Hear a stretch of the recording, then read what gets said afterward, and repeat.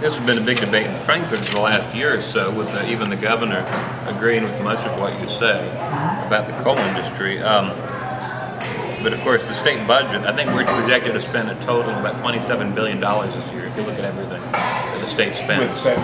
With federal dollars. And about 42% of that is federal money. Yeah. What is that about? I think I wrote down about $12 billion. So out of $27 billion, the state spends about $12 billion is federal. And some of the programs almost entirely. Yeah, we're talking about 19.1. Medicaid is mostly federal, and the road fund is hugely federal. Right. And so, I mean, should the governor be sending any of that back? Well, you know, over time we have to. If you think about the countries that have done the worst in the world, think about Africa. The countries in Africa that get the most foreign aid are the ones that stay absolutely backwards and repressed. And we have to think about states in that same way. For every dollar, I understand, that we send to the federal government, we get $1.51 back is the number that $1.51 to $1.82, depending which study you look at. But regardless, we are one of the largest recipients, that's exactly as compared to donors of all the countries. We have to turn that around, and we have to do it over time. We can't continue to be a welfare state. It's been proven all over the world. If you have welfare countries, they stay welfare countries, and they don't prosper. And as a state, we have to change our mind about things and start looking for ways to make our state more prosperous and get off the welfare dollar from the federal government, because they're holding that over our heads. They force us to take more dollars because they know we can't afford to take away the dollars they're giving us now.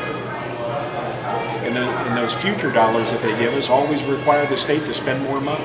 They're unfunded mandates that we end up having to come up with funding, and it's killing us financially.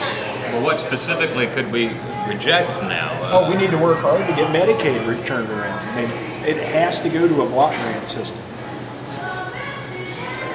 We have 800,000 of our 4.3 million residents in Kentucky on Medicaid. It's an absurdly high number. The governor is letting people sign up for Medicaid right now and not have to prove their status at all. They can literally come in and fill out some paperwork and are automatically enrolled. No investigation into whether what they're saying is truthful or not. And Obamacare, when it kicks in, is going to raise our Medicaid numbers another 400,000 is the number that I've heard. We can't afford Medicaid today. We certainly can't afford it with a 50% increase in the number of people that will be on it. In Rhode Island, I highly recommend you to look this up about Rhode Island. At the end of the George W. Bush administration, they got a waiver from Medicaid. And that waiver essentially said, it gave them a block grant for 5 years. The federal government said, here's $12.5 billion, that's all you're going to get for 5 years. Okay?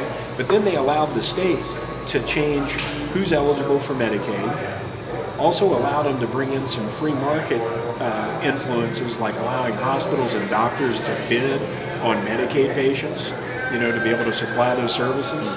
So that with the addition of the free market situation and with the state's ability to tweak who's eligible for Medicaid, they're looking at coming in at a total spend of about $9 billion. So they're $3 billion under what they could have spent, just by allowing them to manage it locally and to be able to bring in the free markets concepts.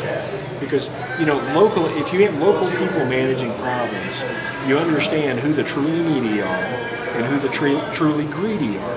Because there are a lot of people that, if they can sign up for a government check, they'll sign up for a government check and won't try to work. And we have way too much of that in our state. It does seem stunning that 1 out of 5 Kentuckians get Medicaid, and that number is going up, quickly going up. It's forced upon us to go up by the federal government.